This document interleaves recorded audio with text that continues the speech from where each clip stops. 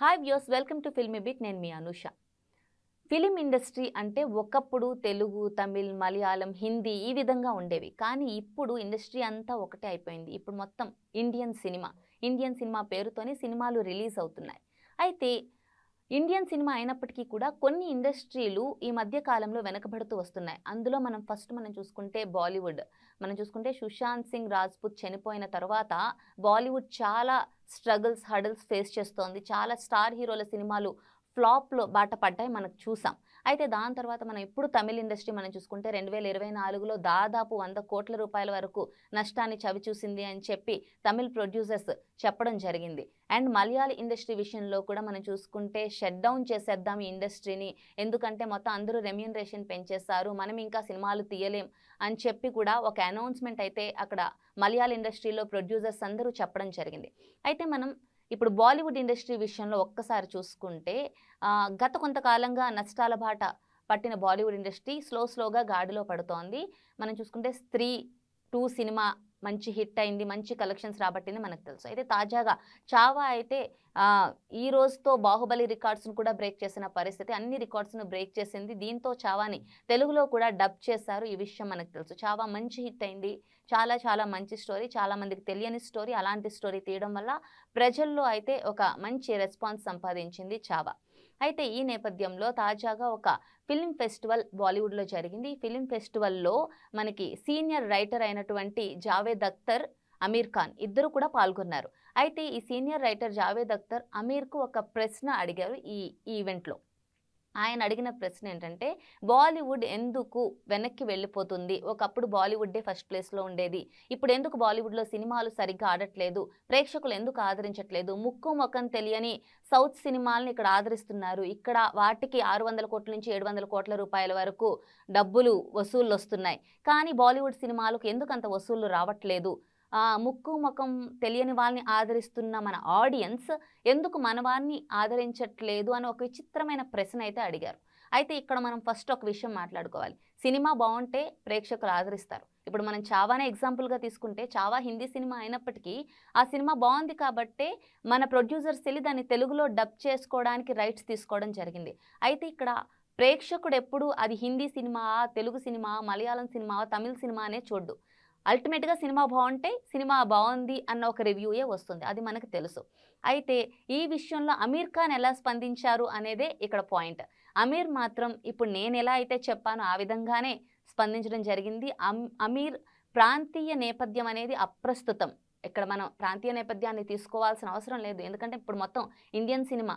ఇక్కడ ఇప్పుడు భాషలతో సంబంధం లేదు. లాంగ్వేజ్ నాట్ ఏ బ్యారియర్ అని చెప్పి ఆయన క్లారిటీ ఇవ్వడం జరిగింది. అలాగే సినిమా ఏ ప్రాంతానిది అనేది కూడా అప్రస్తుతం. ఏ ప్రాంతానిదైనా సినిమా బాగుంటే ప్రేక్షకులు ఆదరిస్తారు అని చెప్పి అమీర్, ఆ సీనియర్ రైటర్ మనకి జావేద్ అఖ్తర్తో చెప్పడం జరిగింది. అంతేకాకుండా ఒక విషయాన్ని అమీర్ క్లారిటీ ఇచ్చారు. అంటే ఇప్పుడు మనకి ఆర్థిక శాస్త్రంలో డిమాండ్ అండ్ సప్లై ఉంటుంది, మీకు తెలుసు. సో ఈ డిమాండ్ అండ్ సప్లైలో ఒక సినిమా తీసాక ప్రమోషన్స్ చేస్తారు. అంటే మా సినిమా చాలా బాగుంటుంది, మీరు థియేటర్కి వచ్చి చూడండి అని చెప్తారు.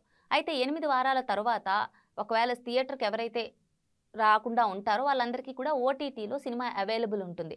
సో ఒక 8 వారాలు వెయిట్ చేస్తే ఓటీటీలో సినిమా ఎలాగో వస్తుంది కాబట్టి ఆ సబ్స్క్రిప్షన్ ఉన్న వాళ్ళందరూ ఓటీటీలో చూస్తారు. అయితే ఇక్కడ అమీర్ చెప్పదలుచుకునేది ఏంటంటే, దెర్ ఈస్ ఏ ఆప్షన్. అంటే వాళ్ళు థియేటర్కి రాకపోయినా ఎక్కడి నుంచైనా ఇప్పుడు సినిమా చూడొచ్చు. వాళ్ళకి సినిమా థియేటర్ అనేది ఓన్లీ ఆప్షన్ కాదు కాబట్టి ఇప్పుడు మనం వాళ్ళని థియేటర్ వరకు రప్పించలేకపోతున్నాం అని చెప్పి అమీర్ ఖాన్ చెప్పడం జరిగింది. అలాగే మన సొంత బిజినెస్ మోడల్తో మన సినిమాలను మనమే చంపేసుకుంటున్నాం అని చెప్పి కూడా అమీర్ ఖాన్ చెప్పడం జరిగింది. ఇక హిందీ సినిమాల విషయానికి వస్తే ఇదంతా కూడా ఆయన జనరలైజ్ చేసి చెప్పారు. ఇక హిందీ సినిమాల విషయంలో ఏంటి లోపం జరుగుతుంది అన్న విషయంలో ఆయన రచయితలు, దర్శకులు వినోదాన్ని అందించడంలో కొంచెం ఎక్కువ స్వేచ్ఛ తీసుకుంటున్నారు అని చెప్పి ఆయన వ్యాఖ్యానించడం జరిగింది. అయితే మనకు తెలుసు ఇప్పుడు ఎక్కువ హిందీ సినిమాల్లో అడల్ట్ కంటెంట్ ఎక్కువగా ఉంటుంది. సో ఆ విషయంలోనే అమీర్ ఈ ఎక్కువ స్వేచ్ఛ అనే పదం వాడారు అని మనం అనుకోవచ్చు. అలాగే మూలాలను మర్చిపోతున్నారు. ఒకప్పుడు హిందీ సినిమాలో ఎమోషన్స్, డ్రామా అనేది ఎక్కువగా ఉండేది. ఇప్పుడు అవన్నీ లేకుండా మూలాలను మర్చిపోయి ఎక్కువగా ఈ బోల్డ్ కంటెంట్తో సినిమాలు తీస్తున్నారు అన్న ఉద్దేశంలో అమీర్ మాట్లాడడం జరిగింది. అలాగే భావోద్వేగాలు మిళితం చేయలేకపోతున్నారు. అదే నేను చెప్పినట్టు ఎమోషన్స్ ఇప్పుడు ఎక్కువగా క్యారీ అవ్వట్లేదు హిందీ సినిమాలో అని చెప్పి అమీర్ చెప్పడం జరిగింది. అలాగే ప్రతిదానికి రంగులు అద్దాల్సిన అవసరం లేదు. అంటే ఇప్పుడు ఏదైతే మన ఇప్పుడు మన తెలుగు సినిమాల్లో కూడా వస్తున్నాయి అలా న్యాచురల్గా.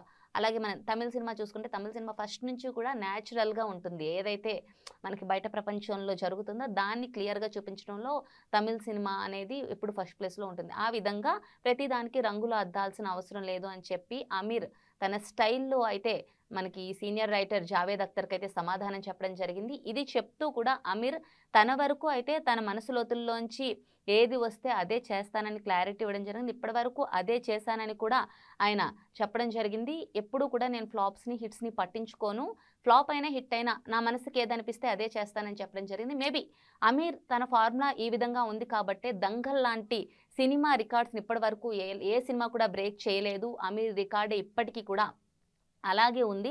సో ఆ విధంగా అమీర్ అయితే తనదైన స్టైల్లో క్లారిటీ ఇచ్చారు. మరి అమీర్ చెప్పిన విధంగా అమీర్ చెప్పిన ఫార్ములాను కానీ బాలీవుడ్ ఫాలో అయితే మళ్ళీ సౌత్ సినిమాలు ఏ విధంగా ఇప్పుడు ప్రెజెంట్ హవా చాటుతున్నాయో ఆ విధంగా బాలీవుడ్ సినిమాలు కూడా గాడిన పడే అవకాశం ఉంది. మరి చూద్దాం అమీర్ ఫార్ములాను బాలీవుడ్ ఫాలో అవుతుందా లేదా అనేది.